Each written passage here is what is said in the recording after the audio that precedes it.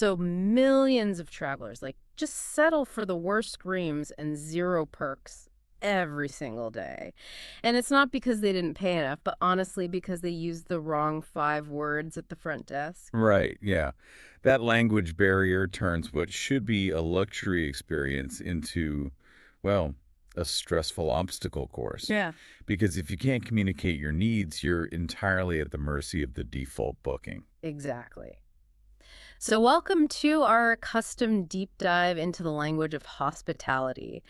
We are pulling apart a huge stack of ESL guides, dialogue transcripts, and vocabulary lists to extract the ultimate English survival toolkit for hotel stays. Yeah, the mission here is to show you how mastering specific phrasing, flips you from a passive guest into someone who really commands their environment. And that power dynamic is established the absolute second you walk up to the receptionist, right? Oh, 100%. Yeah.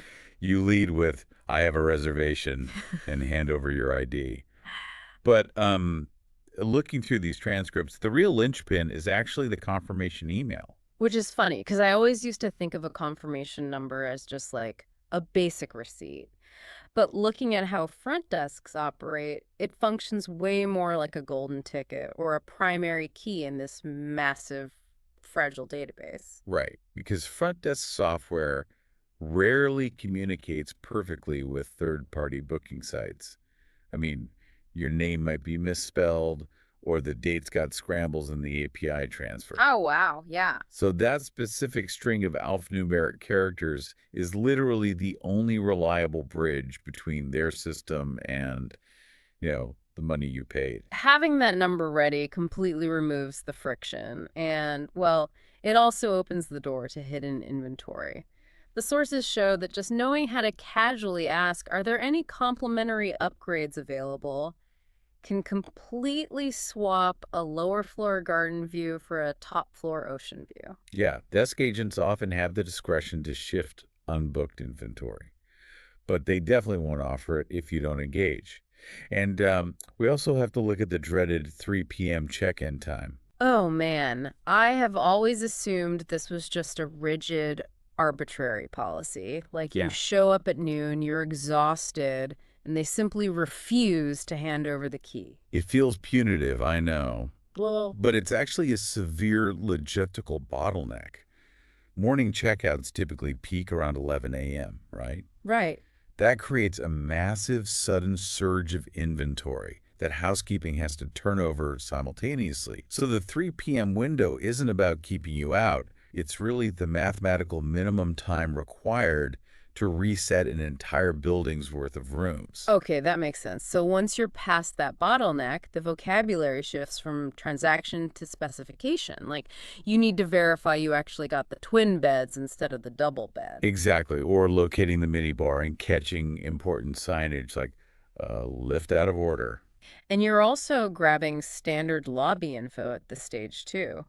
Taking our source materials, Crown Hotel as an example, a good front desk interaction secures the breakfast window, like 7 to 10 a.m. Yeah. And the Wi-Fi password, Yeah. which in the guide is Crown 2024.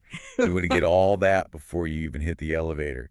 But inevitably, something goes wrong, right? The key card flashes red, or there's absolutely no hot water. And here is where I see a major psychological hurdle in these ESL guides. The fear of complaining in a second language. Yes, there's this huge instinct to avoid sounding demanding.